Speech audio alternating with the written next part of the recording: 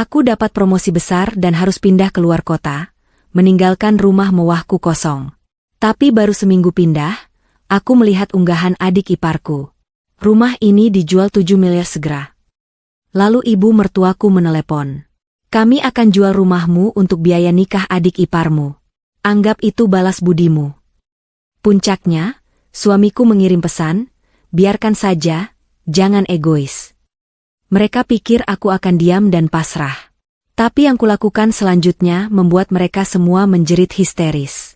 Sebelum ceritanya dimulai, silakan tulis di kolom komentar dari daerah mana saja teman-teman yang menonton cerita ini.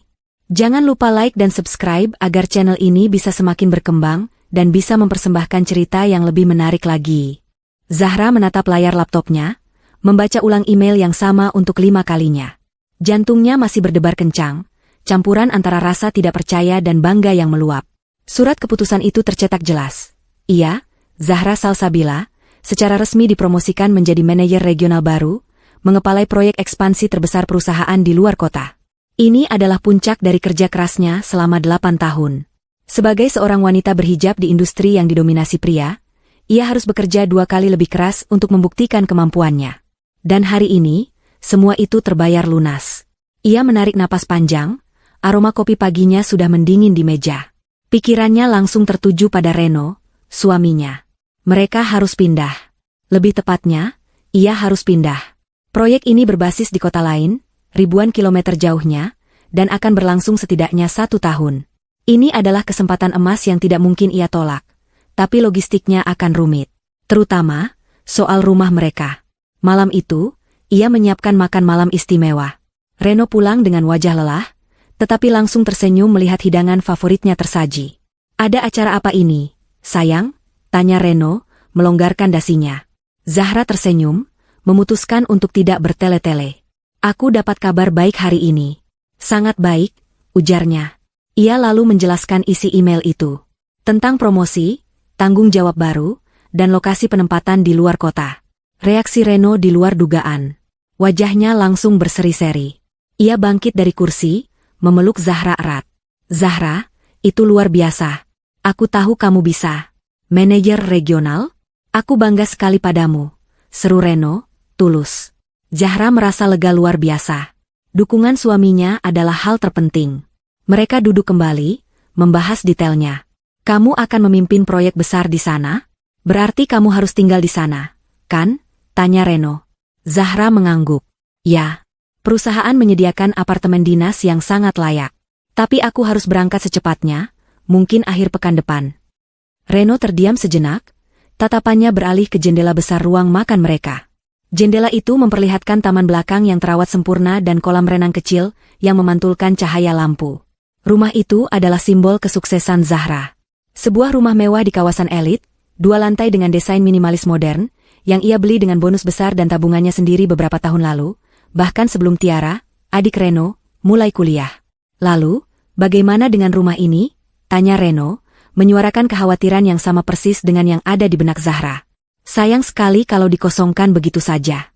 Rumah sebesar ini, kalau tidak dirawat sebentar saja, bisa cepat kusam.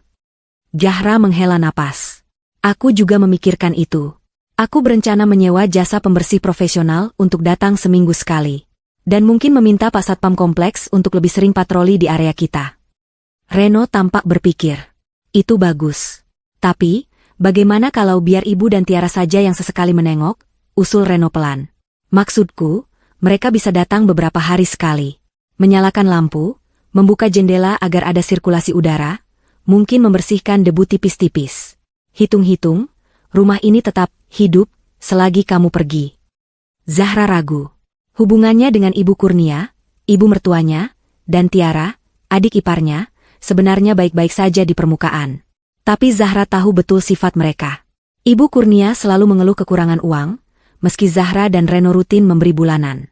Tiara, di sisi lain, sedang sibuk mempersiapkan pernikahan yang ia inginkan sangat mewah, dan seringkali menyindir Zahra soal betapa beruntungnya Reno menikah dengan wanita mapan. Mereka sering meminjam mobil Zahra, bahkan memakai beberapa tas bermereknya tanpa izin saat ia tidak di rumah. Apa tidak merepotkan mereka? Tanya Zahra hati-hati. Tentu saja tidak. Reno tertawa. Ibu pasti senang. Daripada di rumah kontrakan mereka yang sumpek, sesekali mereka bisa bersantai di sini. Anggap saja liburan. Tiara juga bisa sekalian mengawasi. Lagi pula, mereka keluarga kita, Zahra. Siapa lagi yang bisa kita percaya selain keluarga sendiri? Logika Reno terdengar masuk akal. Mungkin Zahra saja yang terlalu berburuk sangka. Ini hanya soal menjaga rumah agar tidak kosong melompong. Baiklah kalau begitu. Tolong kamu bicarakan baik-baik dengan ibu dan Tiara. Ini kunci cadangannya, kata Zahra, menyerahkan satu set kunci rumah yang tergantung di dekat dapur. Pastikan mereka tahu ini hanya untuk mengecek, bukan untuk ditinggali. Pasti, sayang. Kamu tenang saja. Fokus saja pada pekerjaan barumu. Aku urus sisanya di sini, janji Reno, menggenggam tangan Zahra erat. Sisa minggu itu berlalu dalam kesibukan luar biasa. Zahra mengemasi barang-barangnya, melakukan serah terima pekerjaan di kantor lama, dan memberi arahan terakhir kepada asisten rumah tangga yang terpaksa ia rumahkan sementara. Reno sangat membantu, mengurus segala keperluan logistik kepindahan Zahra. Tepat sehari sebelum keberangkatan, ponsel Zahra berdering. Nama, Ibu Kurnia, muncul di layar. Halo, Ibu. Ada apa? Sapa Zahra ramah, sambil melipat pakaian terakhir ke dalam koper. Oh, tidak apa-apa, Zahra. Suara Ibu Kurnia terdengar aneh, sedikit terlalu manis. Ibu dengar dari Reno kamu jadi pindah besok. Ya? Wah, selamat ya, enduk. Sukses selalu. Iya, Bu. Terima kasih doanya. Maaf belum sempat mampir pamitan, jadwal pada sekali. Tidak apa-apa, Ibu mengerti. Orang sibuk, kata Ibu Kurnia. Ada jeda sejenak. Ibu cuma mau memastikan. Jadi, rumah itu benar-benar akan kosong total, ya? Maksud Ibu, tidak ada asisten rumah tangga atau siapapun yang menginap, kan? Zahra sedikit mengernyit. Pertanyaan itu terasa janggal. Iya, Bu. Kosong total. Makanya saya titip Reno untuk minta tolong Ibu dan Tiara sesekali menengok. Oh, tentu. Pasti. Itu sudah kewajiban kami, menjaga aset keluarga, sahut Ibu Kurnia cepat, mungkin terlalu cepat. Ya sudah, kalau begitu, hati-hati di kota baru. Jangan lupakan kami di sini. Panggilan ditutup. Zahra terdiam sejenak. Ada firasat tidak enak yang melintas di benaknya. Menjaga aset keluarga? Rumah ini asetnya, bukan aset keluarga Reno. Ah, mungkin ia salah dengar. Mungkin Ibu Kurnia hanya salah memilih kata. Zahra menggelengkan kepala, mengusir pikiran negatif itu. Ia harus fokus. Hari besar menantinya. Keesokan harinya, Reno mengantarnya ke bandara. Perpisahan mereka hangat. Jaga diri baik-baik. Kabari aku begitu sampai, kata Reno. Soal rumah, jangan khawatir. Semua aman terkendali. Zahra memeluk suaminya, lalu berjalan menuju gerbang keberangkatan. Ia menatap Reno yang melambai, merasa bersyukur memiliki suami yang begitu suportif. Ia tidak tahu bahwa di balik senyum suaminya, sebuah rencana mengerikan baru saja dimulai. Dan saat ia melangkah masuk ke pesawat, ia tidak hanya meninggalkan rumahnya, ia meninggalkan seluruh kepercayaannya pada orang-orang yang seharusnya ia sebut keluarga. 1 minggu berlalu seperti angin puting beliung. Zahra langsung tenggelam dalam pusaran pekerjaan. Kota baru ini panas dan sibuk, sangat berbeda dengan suasana asri di kompleks perumahannya. Apartemen dinas yang disediakan perusahaan memang mewah, terletak di lantai 20 gedung pencakar langit dengan pemandangan kota yang gemerlap di malam hari. Tapi rasanya tetap asing. Itu bukan rumah. Itu hanya tempat singgah yang steril. Tim barunya menyambutnya dengan antusias. Sebagai manajer regional termuda, Zahra harus segera menunjukkan otoritas dan kompetensinya. Rapat maraton, kunjungan lapangan, dan analisis data memenuhi hari-harinya dari pagi hingga larut malam. Ia dan Reno hanya sempat bertukar pesan singkat, selamat pagi, dan selamat malam. Reno bilang semua aman terkendali di rumah, dan ia sedang sibuk mengurus beberapa proyek baru juga. Zahra percaya. Hari itu, Jumat siang, Zahra akhirnya bisa sedikit bernapas. Ia memutuskan untuk makan siang di kafe dekat kantor, sendirian, menikmati waktu tenangnya. Sambil menunggu pesanannya datang, ia iseng membuka akun media sosialnya. Ia jarang melakukannya belakangan ini. Ada banyak notifikasi ucapan selamat atas promosi barunya. Ia tersenyum, membalas beberapa di antaranya. Lalu, matanya terpaku pada sebuah unggahan baru dari Tiara. Bukan unggahan biasa. Itu adalah sebuah galeri foto. Jantung Zahra serasa berhenti berdetak seketika. Foto pertama adalah foto fasad rumahnya. Rumahnya yang megah. Foto kedua, ruang tamu utamanya, dengan sofa mahal yang ia impor dari Italia. Foto ketiga, area kolam renang. Foto keempat, dapur bersihnya yang modern. Dan yang paling membuatnya mual, foto kelima. Itu kamar tidur utamanya.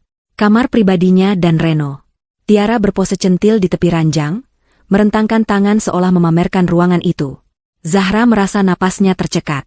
Ini pasti semacam lelucon. Mungkin Tiara sedang pamer pada teman-temannya. Tapi kemudian, ia membaca keterangan di bawah foto-foto itu. Rumah ini dijual 7 miliar segera. Bu, turun harga, siapa cepat dia dapat. Lokasi strategis di kawasan elit, full furnished. Surat-surat lengkap. Minat serius hubungi Tiara, nomor ponsel Tiara tercantum jelas. Survei bisa kapan saja. Dunia Zahra seakan runtuh. Sendok di tangannya jatuh berdentang di atas piring, tapi ia tidak mendengarnya. Darahnya berdesir hebat, telinganya berdengung. Dijual? 7 miliar? Surat lengkap? Apa maksud semua ini? Ini tidak mungkin nyata. Ini adalah rumahnya. Keringatnya. Hasil kerja kerasnya. Tangan Zahra gemetar hebat saat ia mencoba menekan tombol panggil di ponselnya. Kontak pertama, Reno. Nomor yang Anda tuju sedang tidak aktif. Cobalah beberapa saat lagi. Zahra mematikannya dan mencoba lagi. Hasil yang sama. Tidak aktif. Jantungnya mulai berdebar panik. Ini aneh. Reno tidak pernah mematikan ponselnya. Ia mencoba mengirim pesan WhatsApp. Reno, apa maksud unggahan Tiara? Kamu di mana? Telepon aku sekarang. Pesan itu terkirim. Tapi hanya centang satu. Rasa dingin yang menusuk mulai menjalar di punggungnya. Ini bukan lelucon. Ini serius. Dengan jari-jari yang kaku karena panik, Zahra membuka aplikasi lain di ponselnya. Aplikasi CCTV yang terhubung dengan sistem keamanan di rumahnya. Ia selalu bisa memantau setiap sudut rumahnya dari mana saja. Aplikasi terbuka. Loading. Connecting to devices. Lama sekali. Biasanya hanya butuh 3 detik. Lalu sebuah pesan kesalahan muncul di layar. Error, all cameras are offline. Please check your internet connection or device power. Zahra mematung. Offline. Semua kamera mati. Seseorang telah mematikannya. Seseorang yang berada di dalam rumah. Seseorang yang tahu di mana letak panel utama sistem keamanan itu. Rasa mual menyerangnya begitu hebat. Pengkhianatan. Kata itu melintas di benaknya, begitu tajam dan menyakitkan. Reno tahu di mana panel itu. Ibu Kurnia dan Tiara pasti bersamanya. Mereka bertiga. Mereka bekerja sama di belakangnya. Maaf, Mbak. Ini pesanannya. Suara pelayan kafe membuyarkan lamunannya. Makanan yang tampak lezat itu kini terlihat menjijikan. Zahra tidak bisa berpikir jernih. Ia harus bicara dengan seseorang. Ia mencoba menelepon Tiara. Sibuk. Ia mencoba menelepon Ibu Kurnia. Sibuk juga. Tentu saja. Mereka mungkin sedang sibuk menerima telepon dari calon pembeli rumahnya. Zahra bangkit, meninggalkan makan siangnya begitu saja. Ia kembali ke kantornya, berjalan seperti robot. Rekan-rekannya menyapa, tapi ia tidak menjawab. Ia masuk ke ruangannya, mengunci pintu. Ia butuh berpikir. Apa yang harus ia lakukan? Terbang pulang? Tapi Reno tidak bisa dihubungi. Apa yang akan ia hadapi di sana? Tepat saat kepanikan itu mencapai puncaknya, ponselnya berdering. Nama yang paling tidak ingin ia lihat, namun paling ia tunggu, muncul di layar. Ibu Kurnia. Napas Zahra tercekat. Ia tahu, panggilan ini akan mengkonfirmasi mimpi terburuknya. Dengan tangan yang masih gemetar, ia menatap layar itu selama beberapa detik. Deretan huruf itu seolah mengejeknya. Ibu Kurnia. Wanita yang seharusnya menjadi ibu keduanya. Ia menggeser tombol hijau, menempelkan ponsel ke telinganya. Ia tidak mengucapkan sepatah kata pun. Halo, Zahra? Suara Ibu Kurnia terdengar di seberang sana. Tenang. Datar. Bahkan sedikit angkuh. Tidak ada nada bersalah sedikit pun. Zahra masih diam. Lidahnya keluh. Kamu sudah lihat unggahan Tiara, kan? Tanya Ibu Kurnia, langsung ke intinya.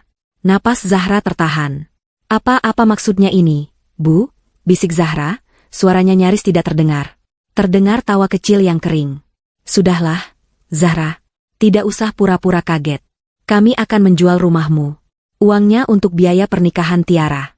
Pernikahannya harus mewah. Kamu tahu sendiri kan, calon suaminya bukan orang sembarangan. Anggap saja itu sebagai balas budimu padaku dan Reno selama ini. Kamu sudah sukses sekarang. Sudah jadi manajer, punya apartemen baru. Rumah satu itu tidak ada artinya. Kan? Balas budi? Balas budi untuk apa? Selama ini Zahra yang menanggung sebagian besar pengeluaran rumah tangga, membiayai liburan mereka, bahkan membayar cicilan mobil Reno. Tapi itu rumah saya, Bu. Itu atas nama saya, kata Zahra, berusaha menjaga suaranya agar tidak pecah. Dengar, Zahra, nada suara Ibu Kurnia berubah menjadi tajam dan dingin.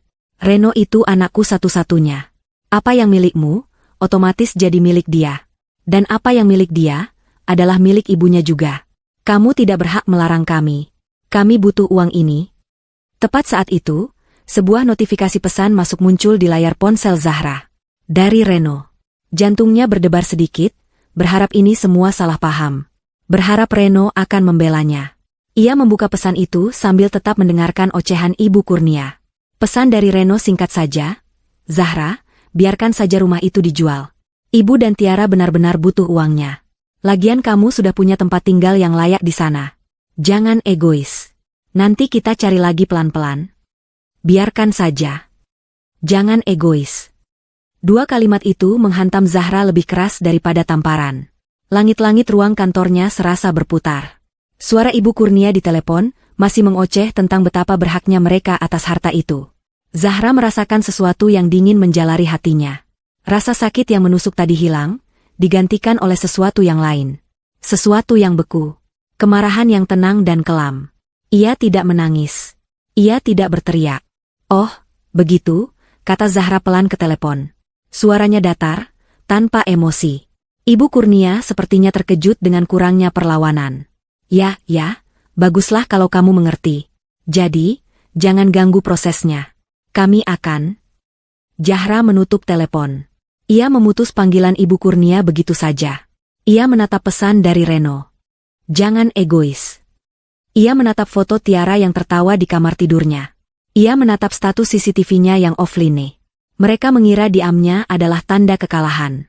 Mereka mengira ia akan pasrah di kota yang jauh ini. Mereka salah besar.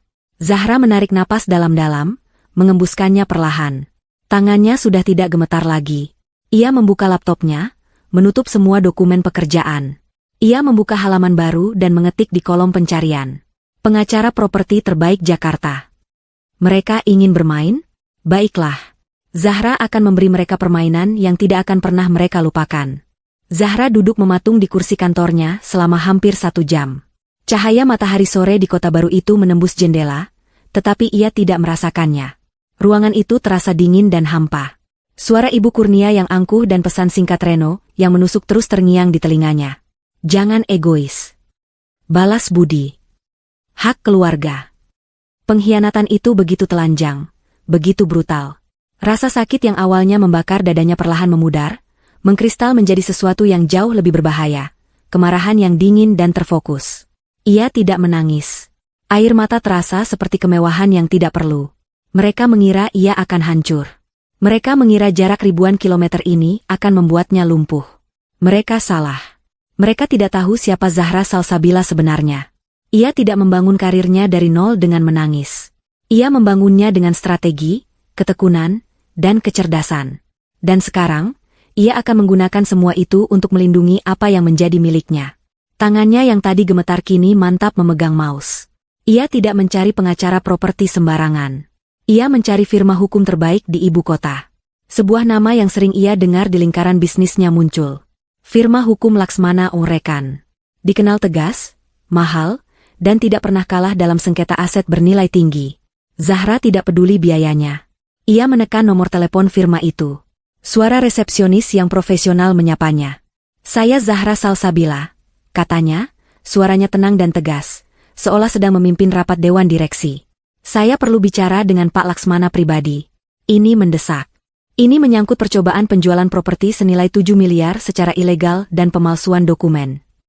Kata-kata kuncinya berhasil. Dalam 10 menit, ia sudah terhubung langsung dengan Pak Laksmana melalui panggilan video.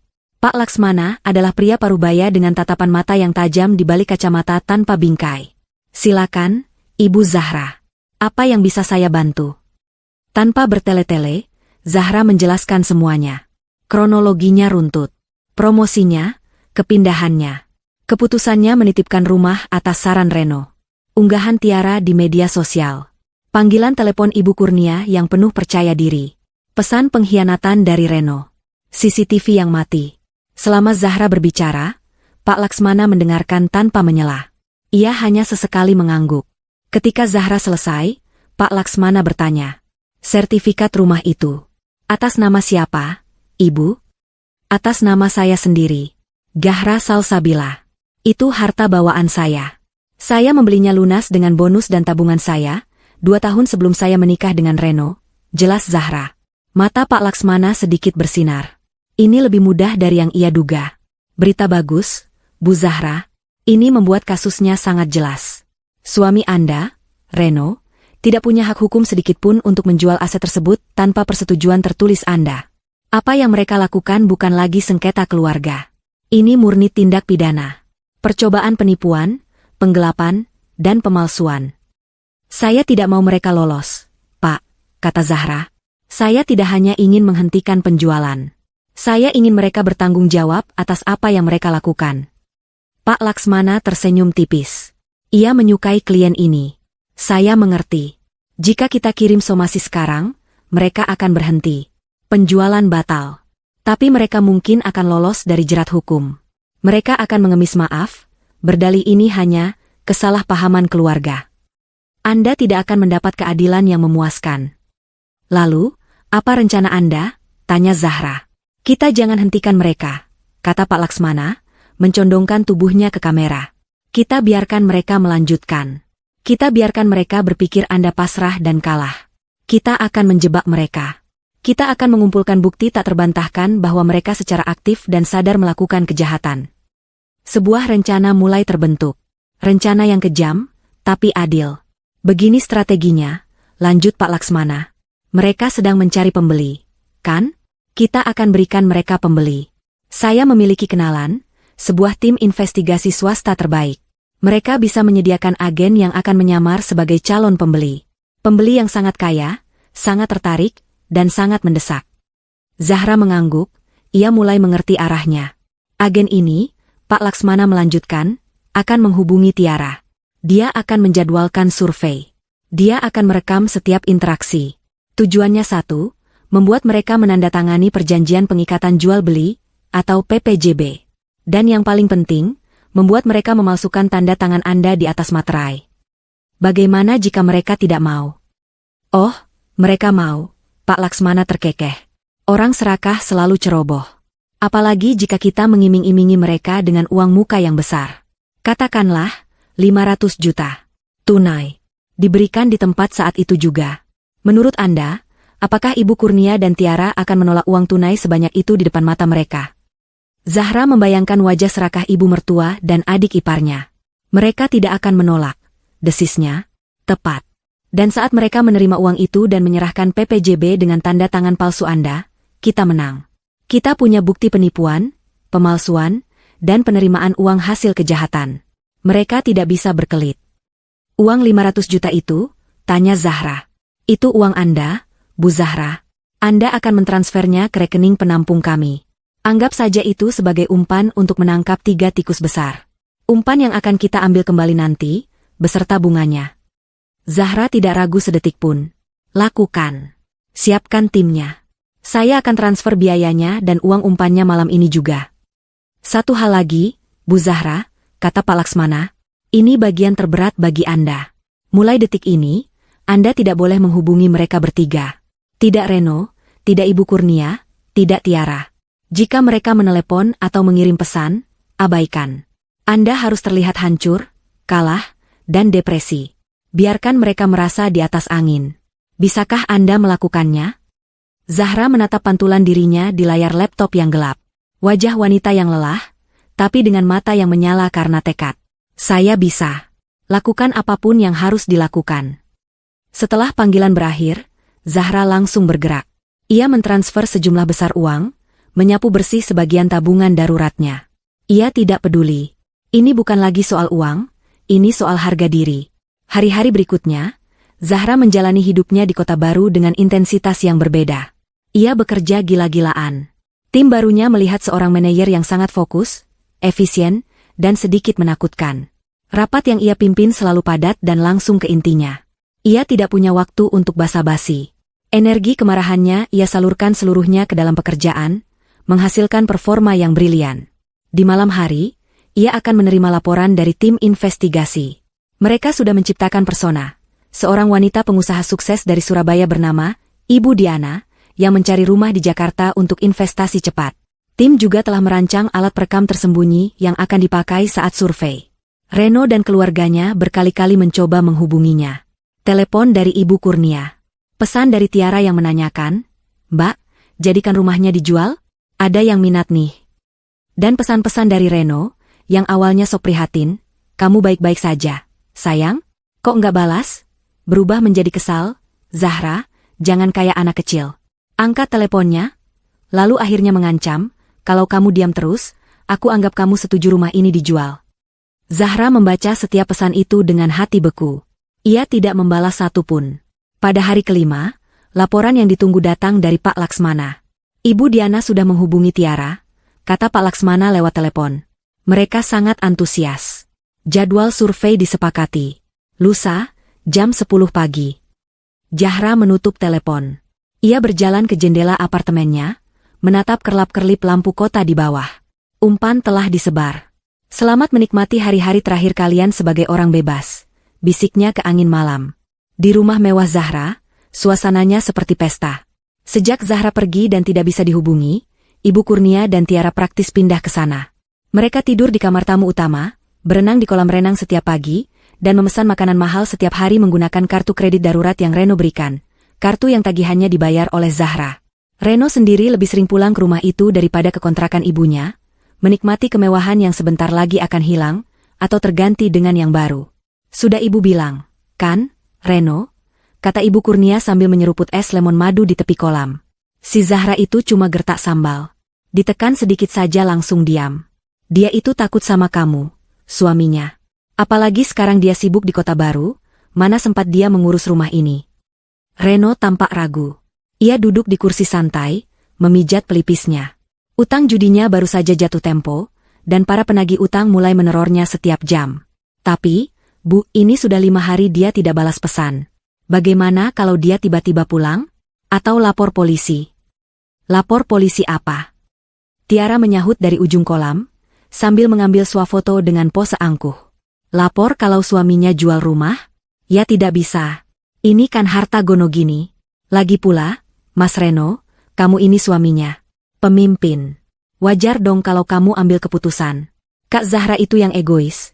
Sudah kaya tapi pelit sama keluarga." "Benar kata adikmu," timpal Ibu Kurnia. "Uang 7 miliar itu cukup untuk melunasi utangmu, membiayai pernikahan Tiara semewah mungkin, dan sisanya kita bisa beli rumah baru yang lebih bagus. Kita tidak perlu lagi numpang di rumah istri pelitmu itu." Ponsel Tiara berdering. Ia melihat layar dengan malas, mengira itu salah satu vendor pernikahannya. Tapi nama yang tertera tidak ia kenali. "Halo," sapanya ketus. "Selamat siang, Mbak Tiara," terdengar suara wanita yang tenang dan berwibawa. "Nama saya Diana. Saya melihat iklan Anda di Facebook dan Instagram, mengenai rumah di kawasan elit yang dijual 7 miliar. Apakah unitnya masih tersedia?" Seketika, Tiara melompat dari kursi. Ia memberi isyarat panik pada Ibu Kurnia untuk diam. "Masih, Bu? Tentu saja masih. Baru saya pasang iklannya." Ibu orang pertama yang menelepon, bohongnya, berusaha terdengar profesional. "Bagus. Saya sedang butuh cepat," kata Ibu Diana, di seberang. "Saya pengusaha dari Surabaya, sedang cari rumah untuk investasi. Saya tidak suka buang waktu. Kapan saya bisa lihat rumahnya? Saya hanya punya waktu lusa. Setelah itu saya harus terbang ke Singapura." Mata Tiara dan Ibu Kurnia bertemu. Keduanya berbinar. Pembeli serius. Kaya. Butuh cepat. Ini adalah mangsa empuk yang mereka impikan. "Bisa, Bu? Tentu bisa. Lusa jam 10 pagi bagaimana? Ibu nyaman?" "Jam 10. Baik. Tolong kirimkan lokasinya." Sampai jumpa.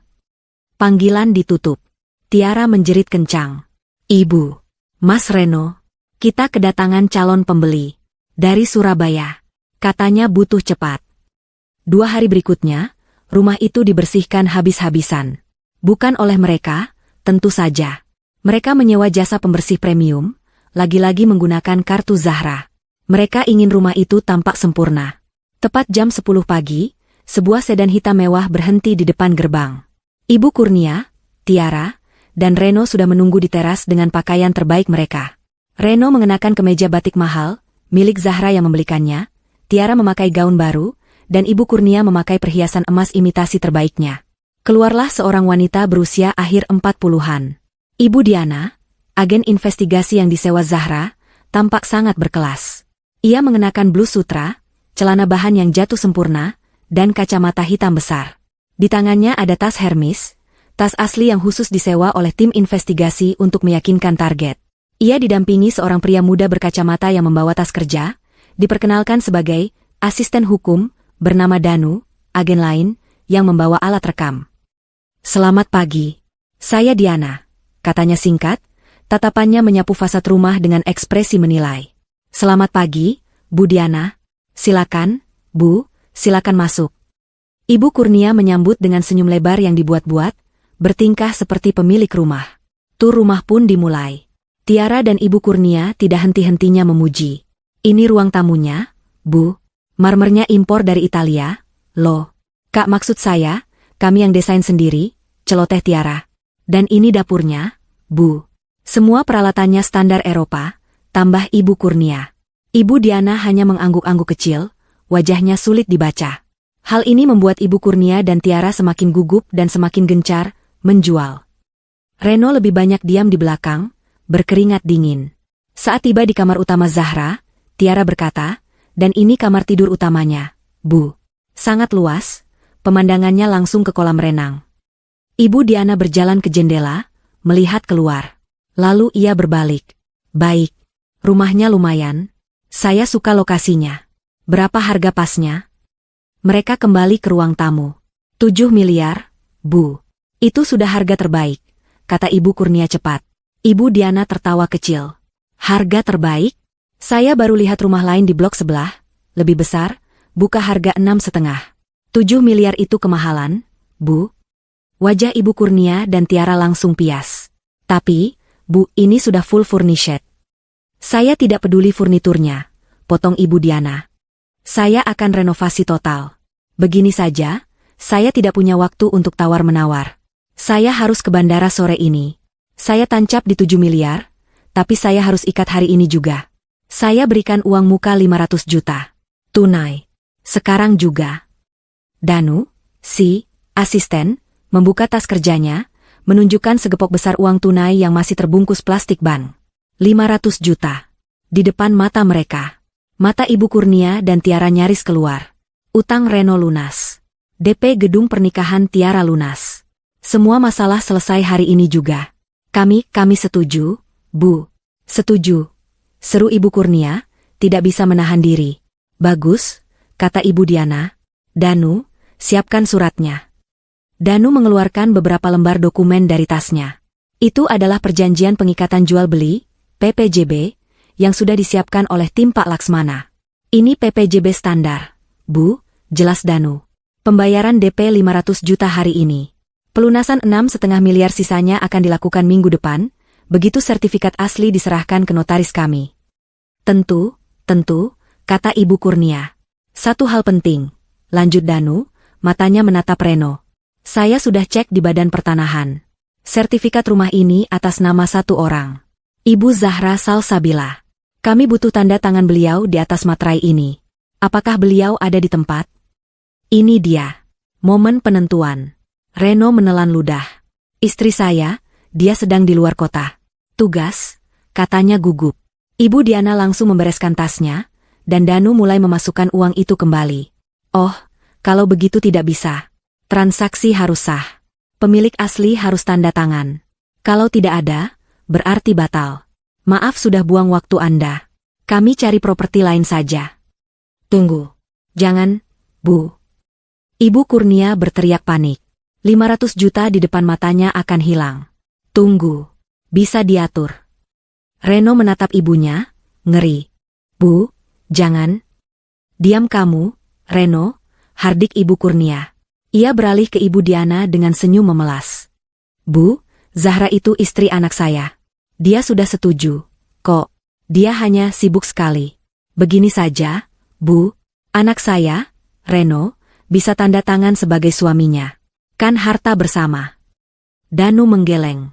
Tidak bisa, Bu. Hukumnya tidak begitu. Sertifikat atas nama Ibu Zahra. Harus Ibu Zahra. Mata Ibu Kurnia melirik ke kiri dan ke kanan. Uang itu. Pernikahan Tiara. Utang Reno. Keserakahan mengalahkan akal sehatnya.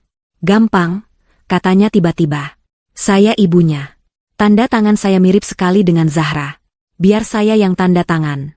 Toh dia sudah setuju. Ini cuma formalitas. Kan, Bu? Yang penting uangnya lunas. Ibu Diana dan Danu saling berpandangan, seolah ragu. Ini adalah akting terbaik mereka. Itu pemalsuan, Bu. Risikonya besar di pihak ibu, kata Danu pelan, seolah memperingatkan. Tidak apa-apa. Saya yang tanggung jawab. Anggap saja saya mewakili anak saya. Sini, mana pulpennya? Kata Ibu Kurnia tidak sabar.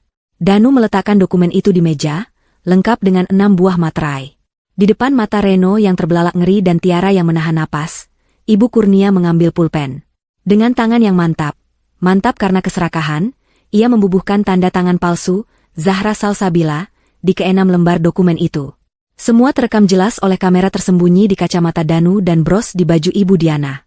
Selesai, kata Ibu Kurnia bangga. Danu mengangguk. Ia mendorong koper berisi uang tunai itu ke tengah meja. Silakan dihitung. 500 juta rupiah. Ibu Diana bangkit. Baik. Senang berbisnis dengan Anda. Asisten saya akan menghubungi Anda minggu depan untuk proses pelunasan dan penyerahan sertifikat asli. Selamat siang. Keduanya berjalan keluar dengan tenang, meninggalkan 3 orang yang terpaku menatap tumpukan uang di meja. Begitu suara mobil Ibu Diana menjauh, jeritan histeris Tiara memecah kesunyian. Kita kaya, Bu. Kita kaya. 500 juta.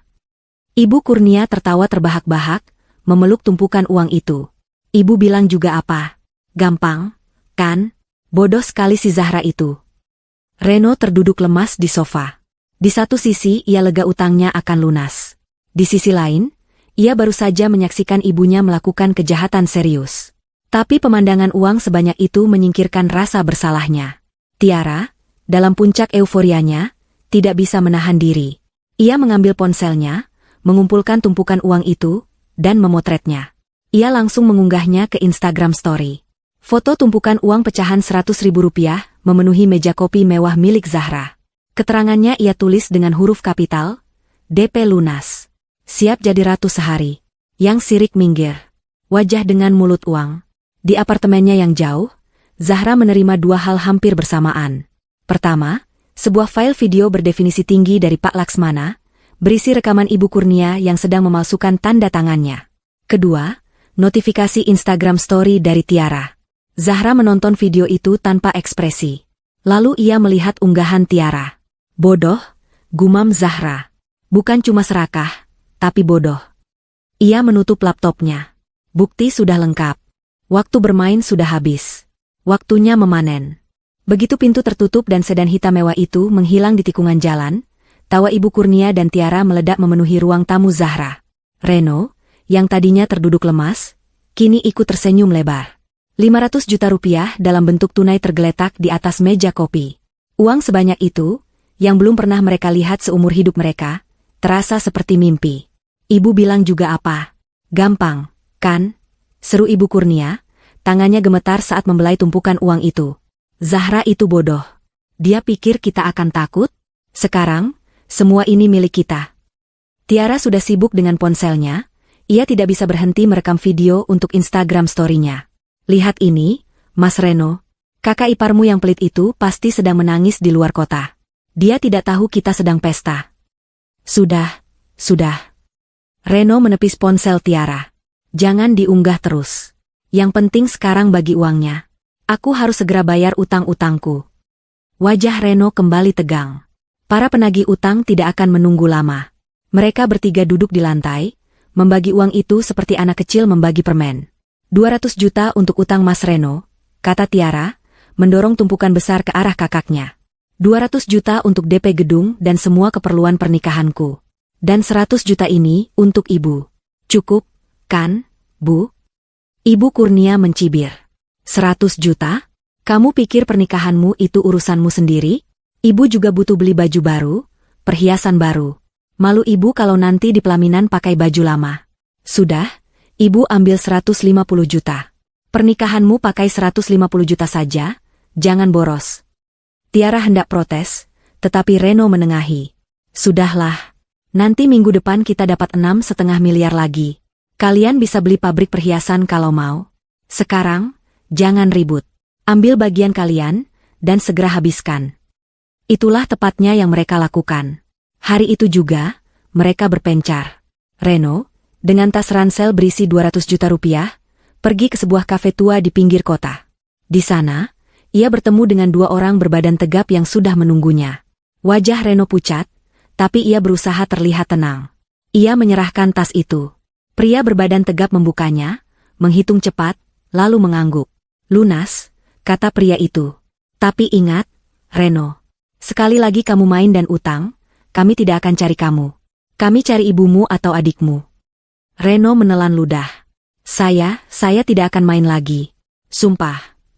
Tapi bahkan saat ia mengucapkan sumpah itu, ia merasakan getaran yang akrab di sakunya. Notifikasi dari aplikasi judi online di ponselnya. Bonus deposit 200% malam ini.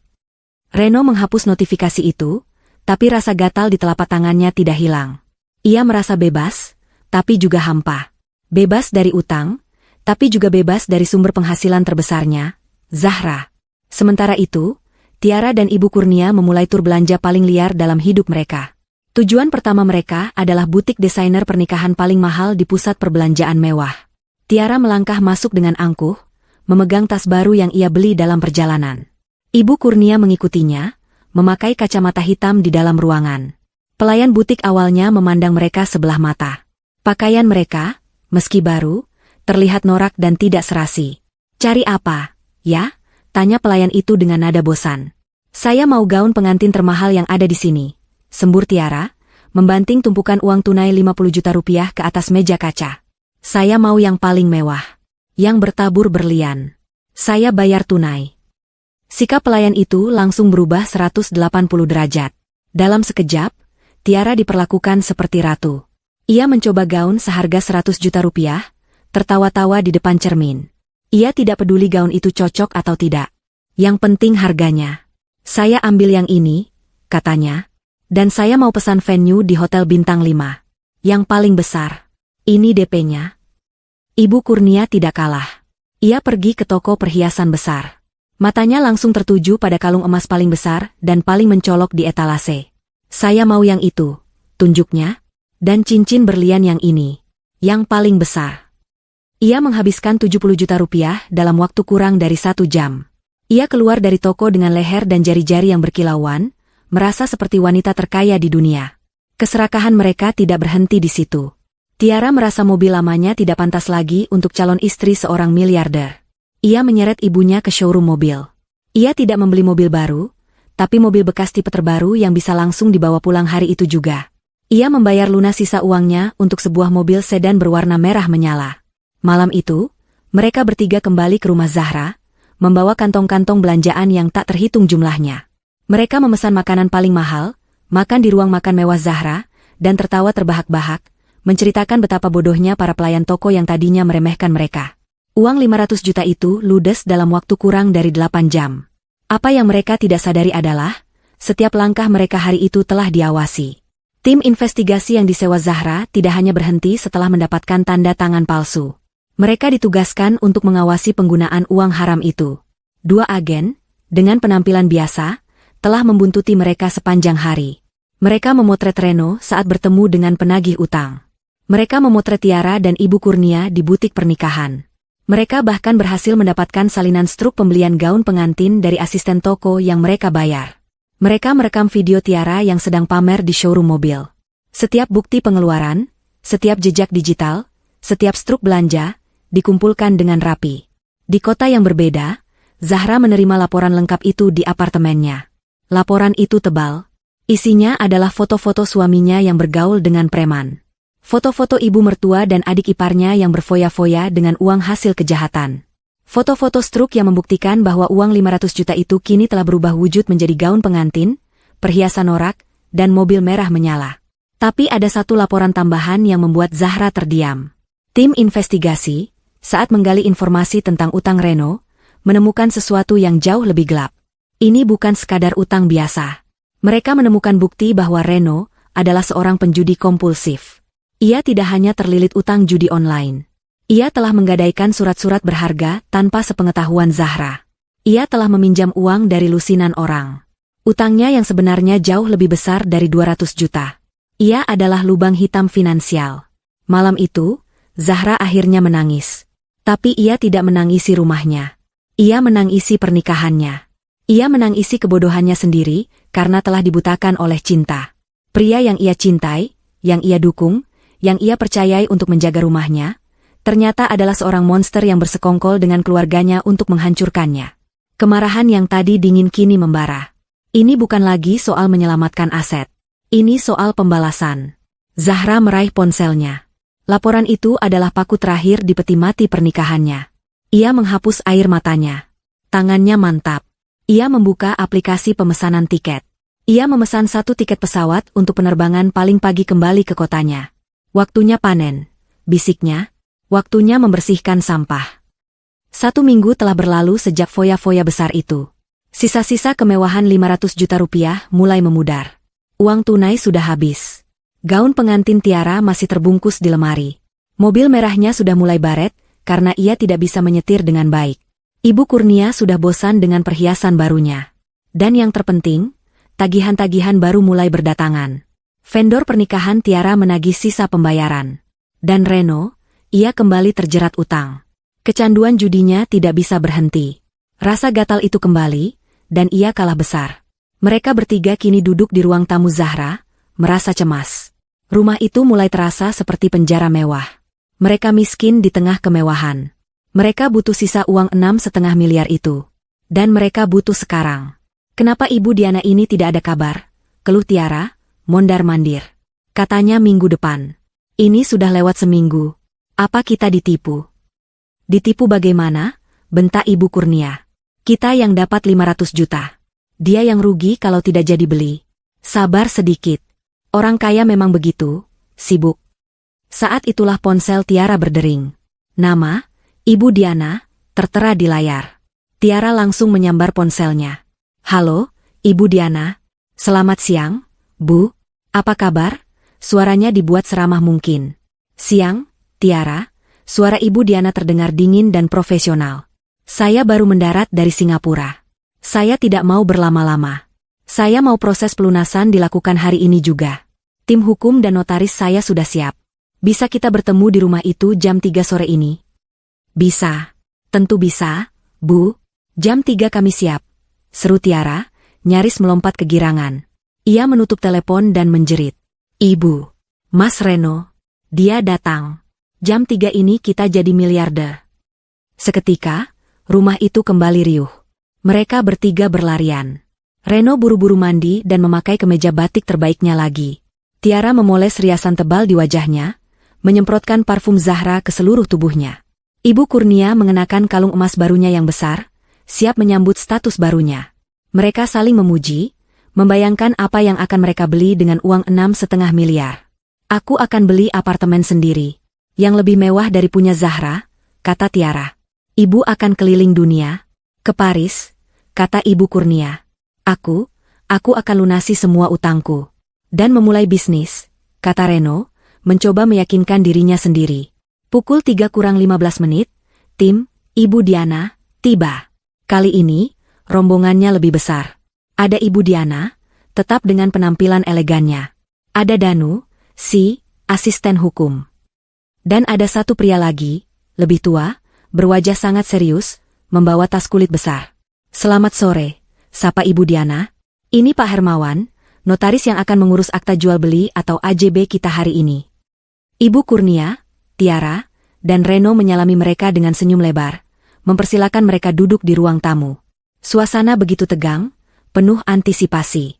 Pak Hermawan sang notaris membuka tasnya. Ia mengeluarkan tumpukan dokumen tebal. Ia juga mengeluarkan sebuah mesin kecil pengecek uang kertas. Ini untuk formalitas, katanya. Ibu Diana memberi isyarat. Danu meletakkan sebuah koper besar di atas meja. Ia membukanya. Isinya bukan uang tunai. Isinya adalah dokumen bank. Ini adalah bukti transfer yang sudah disiapkan, senilai 6,5 miliar rupiah, jelas Danu. Akan langsung kami proses setelah penandatanganan AJB. Mata mereka bertiga terpaku pada dokumen itu. Pak Hermawan berdeham. Ia memakai kacamatanya. Baik, mari kita mulai. Saya sudah memeriksa dokumen PPJB yang Anda tandatangani minggu lalu. Jantung Ibu Kurnia berdebar sedikit. Iya, Pak. Sah, kan? Pak Hermawan menatap Ibu Kurnia dari balik kacamatanya. Tatapannya tajam. Secara hukum, PPJB ini lemah. Tanda tangan Ibu Zahra Salsabila di sini, ia menunjuk tanda tangan palsu Ibu Kurnia, harus dikonfirmasi keabsahannya. Wajah Ibu Kurnia memucat. Itu sah. Pak, saya ibunya, saya yang tanda tangan mewakili. Pak Hermawan menggeleng pelan. Hukum tidak bekerja seperti itu, Bu. Untuk penyerahan akta jual beli dan pelepasan hak atas tanah, pemilik asli yang namanya tertera di sertifikat, yaitu Ibu Zahra Salsabila, harus hadir secara fisik. Beliau harus menandatangani AJB di depan saya, sebagai notaris. Itu syarat mutlak. Keheningan melanda ruangan. Senyum di wajah Tiara luntur. Reno mulai berkeringat. Apa maksud Bapak? Tanya Tiara gugup. Maksud saya, kata Pak Hermawan dengan suara datar, saya tidak bisa memproses transfer 6,5 miliar ini jika Ibu Zahra tidak ada di ruangan ini sekarang untuk menandatangani dokumen. Panik. Kepanikan murni melanda mereka. Tapi dia di luar kota. Seru Tiara. Dia tidak bisa dihubungi, Pak. Tambah Reno, buru-buru mengeluarkan ponselnya. Lihat, Pak, tidak aktif. Dia tidak mau angkat telepon saya. Tidak bisakah diwakilkan saja? Pak, tolonglah, Pak. Ibu Kurnia mulai memelas. Ibu Diana, yang sedari tadi diam, akhirnya angkat bicara. Nadanya dingin seperti es. Pak Hermawan, saya tidak suka bisnis yang berbelit-belit. Saya sudah siapkan uang. Jika pemiliknya tidak bisa dihadirkan, berarti transaksi ini batal. Batal. Kata itu menggema di telinga mereka. Dan, lanjut Ibu Diana, menatap tajam ketiga orang di depannya, karena pihak Anda telah melakukan prestasi dengan menjanjikan surat-surat yang tidak bisa Anda penuhi, maka sesuai perjanjian, uang muka 500 juta rupiah yang sudah saya bayarkan harus dikembalikan. Utuh. Hari ini juga. Inilah pukulan mematikan. Kembalikan 500 juta? Uang itu sudah tidak ada.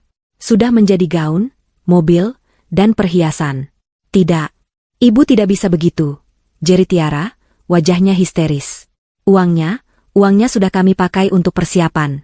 Ibu tidak bisa membatalkannya. Kami bisa cicil, Bu. Tolong. Ibu Kurnia jatuh berlutut, memegang kaki meja. Ia menangis. Reno hanya bisa menunduk. Tubuhnya gemetar hebat. Habis sudah. Mereka tidak hanya gagal jadi miliarder. Mereka kini berutang 500 juta.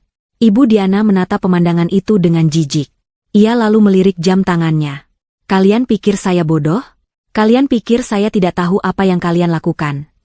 Ketiganya membeku. Sebenarnya, kata Ibu Diana, suaranya pelan namun menusuk, saya sudah mengatur agar pemilik aslinya hadir hari ini. Ibu Kurnia, Tiara, dan Reno mengangkat wajah mereka. Bingung. Takut. Apa maksud Ibu? Bisik Reno. Tepat pada saat itu, bel rumah berbunyi. Suaranya nyaring memecah kesunyian yang mencekam. Ketiga pasang mata itu menatap ke arah pintu depan dengan ngeri. Ibu Diana tersenyum tipis. Senyuman yang sama sekali tidak ramah. Itu pasti dia. Silakan buka pintunya. Sambutlah pemilik rumah yang sebenarnya. Bel rumah itu berbunyi sekali lagi, nyaring dan menuntut. Suaranya memecah keheningan yang tegang di ruang tamu. Ibu Kurnia, Tiara, dan Reno membeku. Tiga pasang mata itu menatap pintu kayu jati yang kokoh itu dengan campuran rasa takut dan kebingungan yang akut. Pemilik asli? Siapa? Zahra masih ribuan kilometer jauhnya, hancur dan kalah. Begitu, kan? Siapa itu? Bisik Tiara, suaranya gemetar. Ia mencengkeram lengan baju ibunya. Paling-paling satpam kompleks, gagap Ibu Kurnia, berusaha mencari jawaban logis, meski ia tahu itu mustahil. Reno tidak bergerak. Keringat dingin membasahi kemeja batiknya. Firasat terburuk dalam hidupnya sedang menjalari tulang punggungnya. Bu Diana, yang masih duduk dengan tenang di sofa, tersenyum tipis. Kenapa tidak dibuka pintunya? Pak Reno, tamu Anda sudah menunggu. Bukankah Anda pemilik rumah ini? Sindiran itu menusuk Reno. Dengan langkah berat, seolah kakinya terbuat dari timah, Reno berjalan menuju pintu. Setiap langkah terasa seperti 1 kilometer. Ibu Kurnia dan Tiara mengawasinya, menahan napas. Tangan Reno yang gemetar meraih gagang pintu. Ia menarik napas, lalu membukanya. Di teras yang bermandikan cahaya sore, berdirilah Zahra. Ia tidak terlihat hancur. Ia tidak terlihat kalah. Ia berdiri tegak dengan postur sempurna. Ia mengenakan blus kerja berwarna biru tua yang tajam dan celana bahan yang rapi. Hijabnya tertata sempurna. Wajahnya tenang, matanya dingin, dan di bibirnya tersungging senyum tipis yang tidak menunjukkan kehangatan sedikitpun. Ia tampak seperti seorang ratu yang datang untuk mengambil kembali istananya. Di samping kirinya, berdiri seorang pria parubaya yang berwibawa dengan kacamata tanpa bingkai, membawa tas kerja kulit yang mahal. Di samping kanannya, berdiri 2 orang pria tegap berseragam polisi. Waktu seolah berhenti. Otak Reno tidak mampu memproses pemandangan di depannya. Ini Zahra. Tapi bukan Zahranya. Zahra? Bisiknya, suaranya nyaris tidak terdengar. Halo, Reno, sapa Zahra. Suaranya jernih dan datar. Boleh aku masuk rumahku? Ia tidak menunggu jawaban.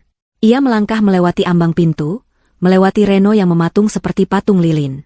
Pria berwibawa dan 2 polisi itu mengikutinya masuk. Di ruang tamu, Ibu Kurnia dan Tiara ternganga. Rahang mereka jatuh. Gelas di tangan Ibu Kurnia terlepas, jatuh ke karpet tebal, tetapi tidak pecah. Zahra, jerit Ibu Kurnia, akhirnya menemukan suaranya. Jeritan itu campuran antara kaget, marah, dan takut. Sedang apa kamu di sini? Dan siapa mereka? Kenapa kamu bawa polisi ke rumah ini? Tiara, yang tadinya histeris karena uang, kini histeris karena alasan lain. Kak Zahra, kapan pulang? Kok enggak bilang-bilang? Zahra mengabaikan mereka berdua. Pandangannya menyapu ruang tamunya. Ia melihat koper di meja yang seharusnya berisi uang. Ia melihat Bu Diana, Danu, dan Pak Hermawan yang kini serempak berdiri. Zahra mengangguk singkat ke arah mereka. Terima kasih atas kerjasamanya, Bu Diana, Pak Hermawan, Pak Danu. Laporan dan rekaman Anda sangat lengkap dan profesional. Sama-sama, Bu Zahra, jawab Bu Diana. Persona ramahnya kini hilang, digantikan oleh sikap profesional seorang investigator. Momen itu adalah kunci yang membuka segalanya. Otak Ibu Kurnia yang licik akhirnya menyadari sesuatu yang mengerikan. Laporan? Kerjasama? Ia menatap Bu Diana, lalu menatap Zahra. Wajahnya memucat, lebih pucat daripada saat Reno memintanya memalsukan tanda tangan. Apa-apa ini? Desis Ibu Kurnia. Kerja sama apa? Kamu kenal mereka, Zahra? Reno, yang akhirnya berhasil menutup pintu dan berbalik, mendengar percakapan itu. Ia menatap Zahra, lalu ke para pembeli. Zahra, apa maksudnya ini? Mereka ini calon pembeli kita. Calon pembeli, kalian. Bukan, kita. Koreksi Zahra, suaranya setajam silet. Pria berwibawa yang datang bersama Zahra melangkah maju ke tengah ruangan. Ia meletakkan tas kerjanya di atas meja kopi, tepat di sebelah koper pelunasan. Ia menatap Ibu Kurnia, Tiara, dan Reno satu persatu. Selamat sore, katanya dengan suara tenang namun berotoritas. Perkenalkan, nama saya Laksmana. Saya adalah kuasa hukum dari klien saya, Ibu Zahra Salsabila, pemilik sah satu-satunya dari properti dengan sertifikat hak milik nomor 1785 yang sedang kita tempati ini. Polisi, pengacara, Zahra, pembeli palsu. Potongan-potongan puzzle itu mulai tersusun di benak Reno dan Ibu Kurnia, membentuk gambaran yang sangat mengerikan. Pengacara, ulang Tiara, suaranya mencicit ketakutan. Buat apa pakai pengacara?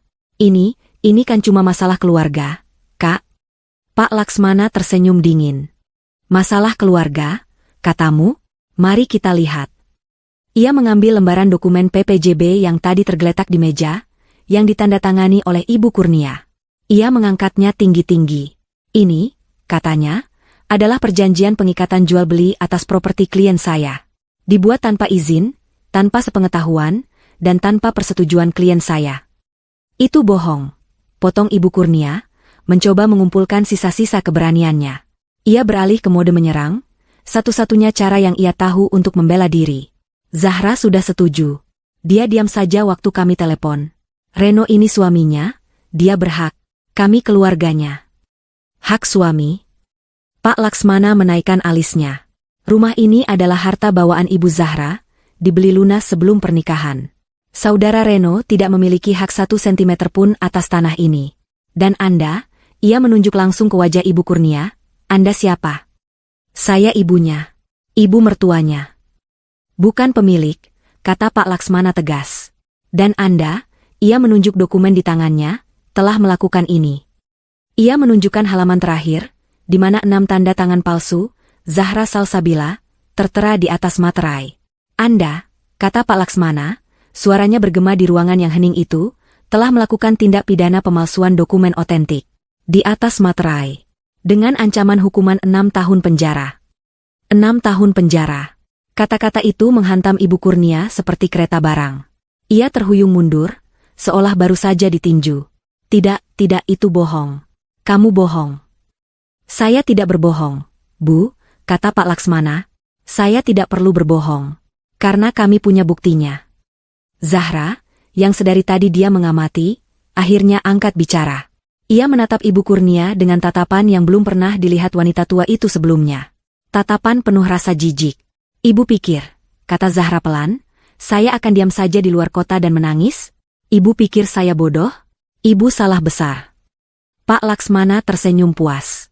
Dan ini, katanya, baru permulaan dari berita buruk untuk kalian bertiga. Ruang tamu yang mewah itu kini terasa seperti ruang interogasi. Setiap jalan keluar tertutup. 2 polisi berdiri diam di dekat pintu, postur mereka tegas, tangan mereka berada di dekat pinggang, mengawasi setiap gerakan. Wajah Ibu Kurnia, Tiara, dan Reno sudah berubah dari pucat menjadi keabu-abuan. Mereka seperti terdakwa yang menunggu vonis. Berita buruk apa lagi? Desis Ibu Kurnia, suaranya serak. Ia masih berusaha terlihat tegar, meski kakinya gemetaran hebat. Kamu mau memenjarakan ibumu sendiri, Reno? Lihat istrimu ini. Tega dia. Reno tidak sanggup menatap siapapun. Ia hanya menunduk, menatap karpet mahal yang dibeli Zahra. Pukulan kedua, kata Pak Laksmana, mengambil alih panggung lagi. Ia memberi isyarat kepada Bu Diana. Wanita yang tadinya menyamar sebagai pengusaha kaya itu melangkah maju. Persona elegannya luntur, digantikan oleh aura seorang profesional yang dingin dan efisien. Nama saya bukan Diana, katanya jelas. Saya investigator utama dari Laksmana Orekan. Tim saya yang Anda temui minggu lalu, ia menunjuk Danu dan Pak Hermawan, bukan asisten hukum atau notaris. Mereka adalah agen lapangan. Ia melanjutkan, suaranya memotong keheningan. Pertemuan kita minggu lalu, Ibu Kurnia, saat Anda menawarkan diri untuk memalsukan tanda tangan klien saya, saat Anda membubuhkan tanda tangan itu di atas materai, dan saat Anda menerima koper berisi uang. Danu, panggilnya. Danu, si asisten, mengeluarkan sebuah tablet dari tasnya. Ia menekan tombol play. Layar tablet itu menyala. Menampilkan rekaman video berdefinisi tinggi, diambil dari sudut pandang kacamata. Video itu menunjukkan wajah Ibu Kurnia, Tiara, dan Reno dengan jelas. Video itu merekam suara Ibu Kurnia dengan jernih. Gampang. Saya ibunya. Tanda tangan saya mirip sekali dengan Zahra. Biar saya yang tanda tangan. Sini. Mana pulpennya? Rekaman itu berlanjut, menunjukkan tangan Ibu Kurnia yang dengan percaya diri memalsukan nama, Zahra Salsabila, berulang kali. Lalu, adegan puncaknya, Ibu Kurnia dan Tiara yang tertawa gembira saat menerima koper berisi uang. Wajah Tiara hancur. Ini bukti. Bukti yang tidak terbantahkan. Matikan. Matikan video itu, pekiknya. Kenapa dimatikan? Sahut Bu Diana, sinis. Ini adalah bukti A1 untuk kejahatan Anda. Pemalsuan, sekaligus percobaan penipuan secara terencana. Kalian bertiga, ia menatap Reno, terlibat aktif dalam konspirasi ini. Ibu Kurnia terhuyung ke sofa, akhirnya jatuh terduduk. Napasnya terengah-engah. Dan sekarang, pukulan ketiga, Pak Laksmana mengambil sebuah map tebal dari tasnya. Ini yang paling saya suka. Ia menatap Ibu Kurnia dan Tiara. Uang 500 juta rupiah yang kalian terima minggu lalu, itu bukan uang mainan. Itu adalah uang asli. Uang milik klien saya, Ibu Zahra, yang kami gunakan sebagai umpan. Wajah Ibu Kurnia sedikit berkedut. Uang asli. Dan kalian, lanjut Pak Laksmana, telah menghabiskan uang itu. Kalian telah melakukan tindak pidana penggelapan dan pencucian uang hasil kejahatan. Kalian pikir kami tidak tahu? Pak Laksmana membuka map itu. Ia melempar setumpuk foto ke atas meja kopi. Foto-foto itu menyebar. Foto pertama, Reno di kafe tua, menyerahkan tas berisi uang kepada dua preman. Foto kedua, Tiara di butik mewah, berpose dengan gaun pengantin 100 juta rupiah. Foto ketiga, Ibu Kurnia di toko perhiasan, lehernya berkalung emas besar, tersenyum ke arah kamera. Foto keempat, salinan struk pembelian gaun. Foto kelima, Tiara di showroom mobil, memeluk kap mobil merah barunya. Foto keenam, salinan bukti transfer pembayaran mobil. Kalian, kata Pak Laksmana, suaranya pelan namun mematikan, telah menghabiskan setiap rupiah dari uang yang bukan milik kalian. Uang hasil kejahatan. Saat itulah semuanya runtuh. Realisasi itu menghantam mereka bertiga secara bersamaan. 1. Uang 6,5 miliar tidak pernah ada. Itu jebakan. 2. Uang DP 500 juta itu nyata, milik Zahra, dan sudah ludes mereka habiskan. 3. Mereka kini berutang 500 juta pada Zahra. 4. Mereka terekam kamera sedang melakukan pemalsuan dan penipuan. 5. Mereka terlacak menghabiskan uang haram itu. 6. Polisi ada di ruangan yang sama. Ini bukan lagi masalah keluarga. Ini bukan soal perceraian. Ini adalah kehancuran total. Orang pertama yang hancur adalah Tiara. Wajahnya yang penuh riasan tebal kini basah oleh air mata dan ingus. Bayangan pernikahan mewah, status sosial, gaun berlian, semua lenyap. Digantikan oleh bayangan jeruji besi. Tidak aaak, ia menjerit. Jeritan yang melengking, penuh kengerian. Tidak mungkin. Ibu, Mas Reno, ini tidak benar. Bilang sama mereka ini tidak benar. Ia merangkak di lantai, mencoba memegang kaki Zahra. Kak Zahra, ampun, Kak, ampun. Itu semua ide ibu. Aku cuma ikut-ikutan. Aku mau menikah. Kak, jangan penjarakan aku. Aku mohon, Kak, ampun. Ibu Kurnia, melihat anaknya histeris, beralih dari ketakutan menjadi kemarahan membabi buta. Ia melompat dari sofa, bukan untuk memohon, tapi untuk menyerang Zahra.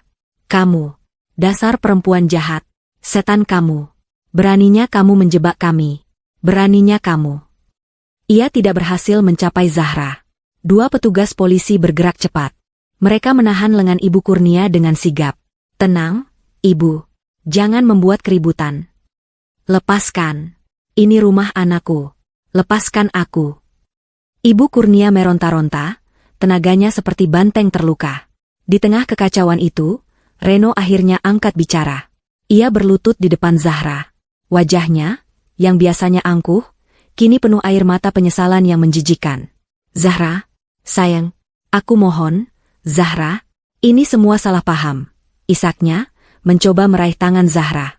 Zahra menarik tangannya, seolah tangan Reno adalah kotoran.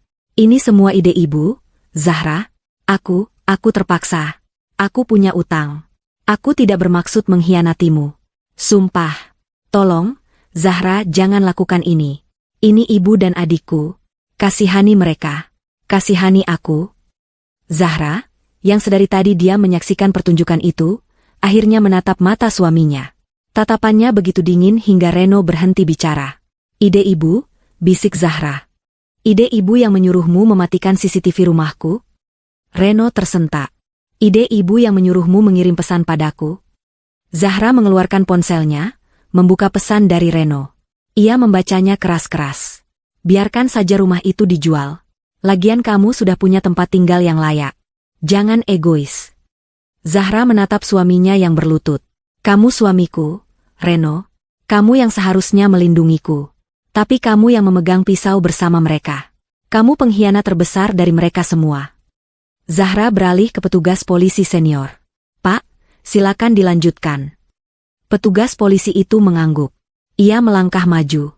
Ibu Kurnia dan Saudari Tiara, Anda kami tahan atas laporan resmi dari Ibu Zahra Salsabila, dengan barang bukti yang cukup, atas tindak pidana pemalsuan dokumen, percobaan penipuan secara terencana, dan penggelapan.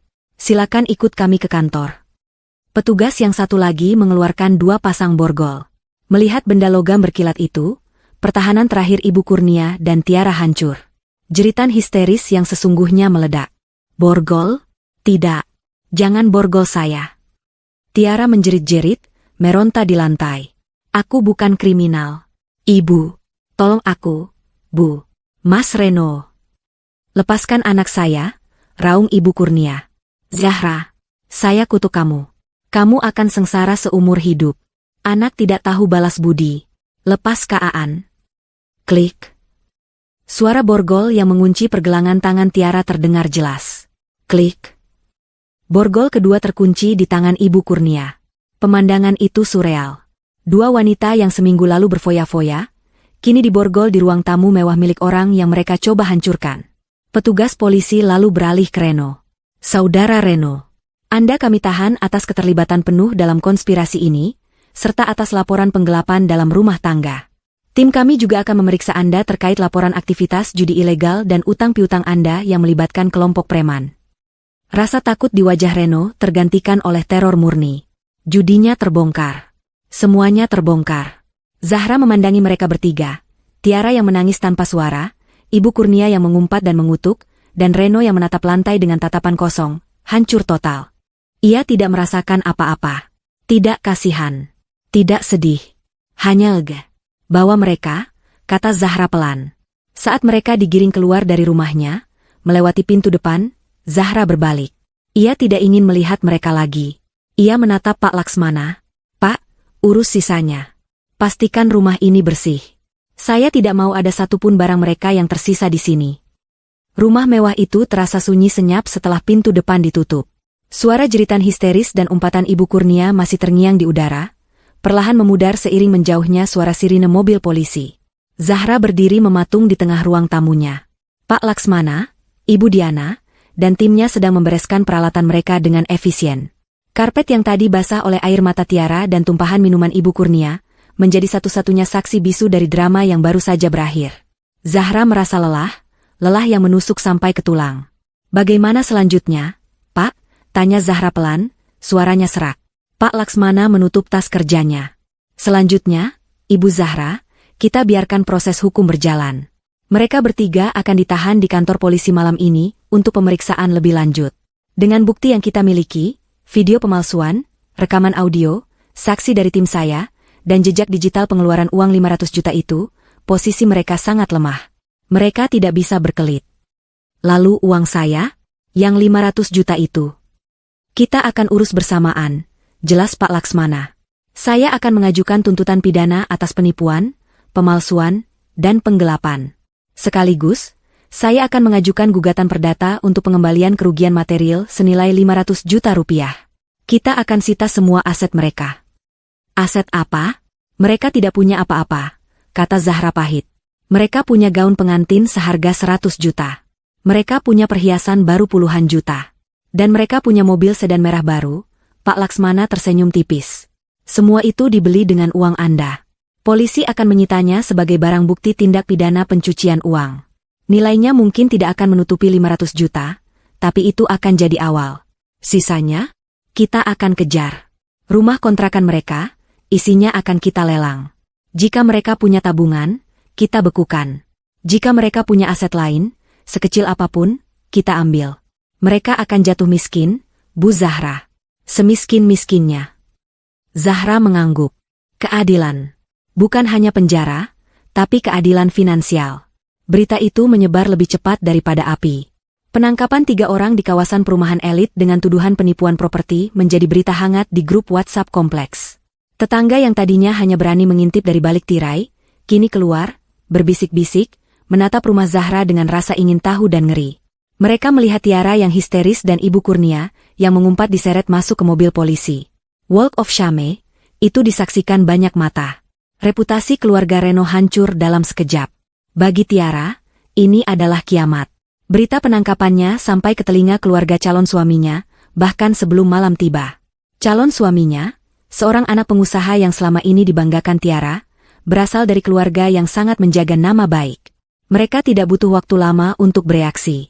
Keesokan paginya, saat Tiara masih meringkuk di sel tahanan yang dingin dan bau, menang isi nasibnya, sebuah pengumuman resmi dirilis oleh keluarga calon suaminya. Pengumuman itu dipasang di koran lokal dan disebar ke seluruh lingkaran sosial mereka. Dengan berat hati, kami mengumumkan pembatalan rencana pernikahan antara putra kami dengan saudari Tiara, dikarenakan adanya fakta-fakta hukum yang baru terungkap yang tidak sejalan dengan nilai-nilai keluarga kami. Singkat, dingin, dan brutal. Tiara tidak hanya kehilangan pernikahannya. Ia kehilangan kehormatannya. Ia dipermalukan di depan umum oleh keluarga yang mati-matian ingin ia masuki. Vendor-vendor pernikahan yang sudah ia bayar DP-nya, menggunakan uang Zahra, langsung membatalkan kontrak. Gaun pengantin 100 juta itu disita polisi bahkan sebelum sempat ia pakai di altar. Impiannya menjadi ratu sehari, berubah menjadi mimpi buruk sebagai penipu sehari. Bagi Ibu Kurnia, kejatuhannya lebih senyap namun sama dalamnya. Teman-teman arisannya menjauh. Saudara-saudaranya di kampung, yang sering ia pameri kesuksesan menantunya, kini meneleponnya dengan nada mencemooh. Ia dan Tiara tidak punya uang sepeser pun untuk menyewa pengacara. Mereka terpaksa menggunakan pengacara publik yang ditunjuk negara. Dan bagi Reno, kehancurannya adalah yang paling total. Penangkapannya membuka kotak Pandora yang selama ini ia sembunyikan. Polisi, saat menyelidiki utangnya, membongkar jaringannya dengan sindikat judi online besar. Ia bukan hanya penjudi biasa, ia terlibat dalam pencucian uang skala kecil. Kasusnya bercabang. Ia tidak hanya menghadapi tuntutan dari Zahra atas penipuan dan penggelapan dalam rumah tangga. Ia menghadapi tuntutan berlapis dari negara atas aktivitas kriminalnya. Penagih utang yang tadinya ia bayar lunas, kini berbalik melaporinya ke polisi untuk meringankan hukuman mereka sendiri. Ia dikhianati oleh semua orang, sama seperti ia mengkhianati Zahra. Di tengah semua kekacauan hukum itu, Zahra membuat satu keputusan terakhir. Ia duduk di kantor Pak Laksmana seminggu setelah kejadian itu. "Saya mau bercerai, Pak," kata Zahra. Suaranya mantap, tidak ada keraguan. Pak Laksmana mengangguk. "Itu keputusan yang bijak, Bu Zahra. Saya mau prosesnya secepat mungkin. Saya tidak mau mediasi. Saya tidak mau bertemu dengannya lagi. Dan," Zahra menatap lurus ke mata pengacaranya, "saya tidak mau dia mendapatkan sepeser pun dari harta saya. Harta Gonogini hanya dihitung sejak tanggal pernikahan, dan saya bisa buktikan semua aset besar saya adalah harta bawaan. Saya mau dia keluar dari hidup saya tanpa membawa apa-apa selain pakaian yang menempel di badannya saat ditangkap." "Akan saya urus, Bu," kata Pak Laksmana. "Kita akan ajukan gugatan cerai dengan alasan pengkhianatan dan tindak pidana yang merugikan pasangan. Hakim akan mengabulkannya dengan mudah." Malam itu, Zahra kembali ke rumah mewahnya. Ia menyewa jasa pembersih profesional, bukan untuk membersihkan debu, tapi untuk membersihkan jejak.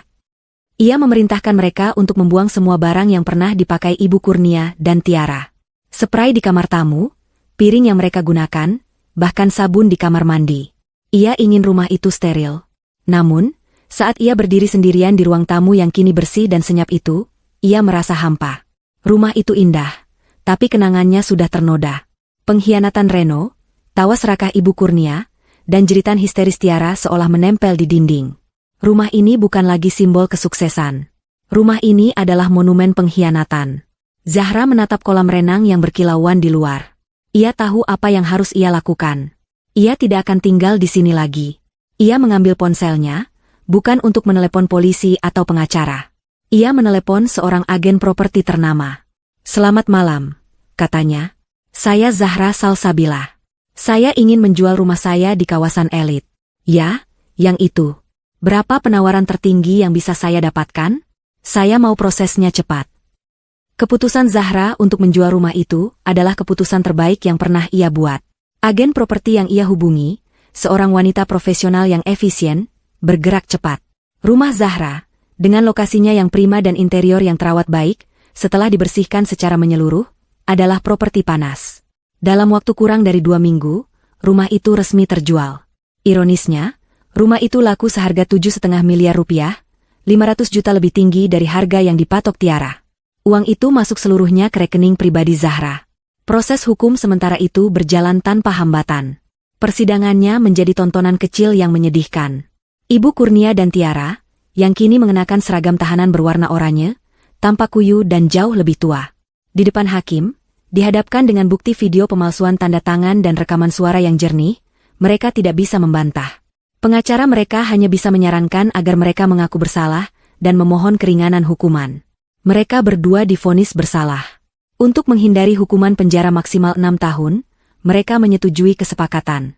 Mereka harus mengembalikan penuh uang 500 juta rupiah kepada Zahra. Untuk melakukannya, mereka terpaksa menjual satu-satunya aset berharga yang mereka miliki, sebidang tanah warisan kecil di kampung halaman Ibu Kurnia. Tanah itu dijual paksa dengan harga murah. Hasil penjualannya, ditambah dengan lelang isi kontrakan mereka dan mobil merah Tiara yang telah disita, akhirnya cukup untuk menutupi utang 500 juta itu. Mereka lolos dari hukuman penjara yang panjang, namun harus menjalani hukuman kurungan selama 1 tahun 8 bulan, dipotong masa tahanan. Nasib Reno jauh lebih buruk. Kasusnya berlapis-lapis. Pengkhianatannya pada Zahra hanyalah puncak gunung es. Pengadilan membuktikan keterlibatannya dalam sindikat judi dan pencucian uang. Gugatan cerai Zahra dikabulkan hakim tanpa perlawanan. Reno divonis bersalah atas semua tuduhan. Hakim menjatuhkan hukuman penjara selama 10 tahun.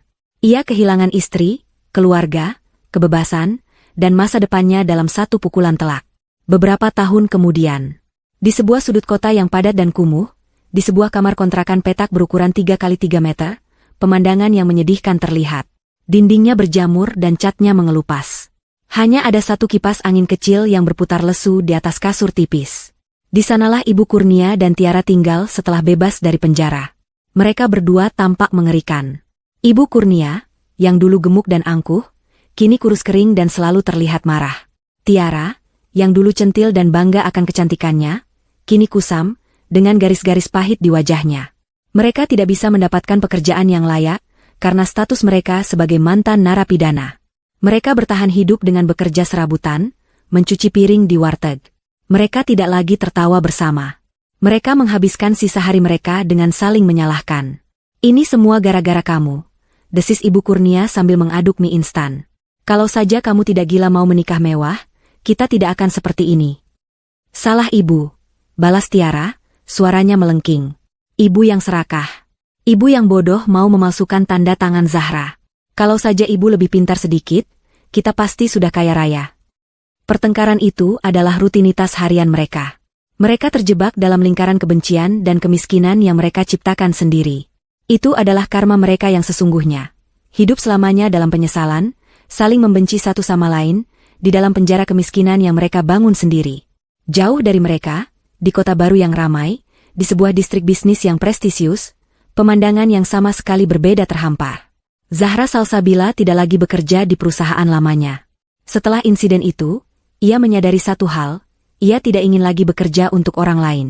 Ia ingin membangun sesuatu yang murni miliknya, yang tidak bisa direbut oleh siapapun. Dengan modal besar dari hasil penjualan rumahnya, ditambah tabungannya yang melimpah, ia mengambil langkah berani. Ia mengundurkan diri dari jabatannya sebagai manajer regional dan mendirikan perusahaannya sendiri. Salsabila Consulting Group, sebuah firma konsultan bisnis yang berfokus pada strategi ekspansi pasar, bidang yang ia kuasai. Kini, ia bukan lagi seorang manajer. Ia adalah CEO. Kantornya menempati satu lantai penuh di gedung pencakar langit, dengan dinding kaca yang memperlihatkan pemandangan kota. Perusahaannya berkembang pesat, kliennya adalah perusahaan-perusahaan besar. Zahra tidak hanya membeli apartemen. Ia membeli sebuah rumah yang indah di perbukitan, dengan taman yang luas dan pemandangan yang tenang, jauh dari kebisingan. Dan ia tidak tinggal sendirian. Ia telah membawa kedua orang tua kandungnya untuk tinggal bersamanya, memberikan mereka kamar terbaik, perawatan terbaik, dan kemewahan yang tidak pernah mereka minta. Ia membalas budi, tapi kepada orang yang tepat.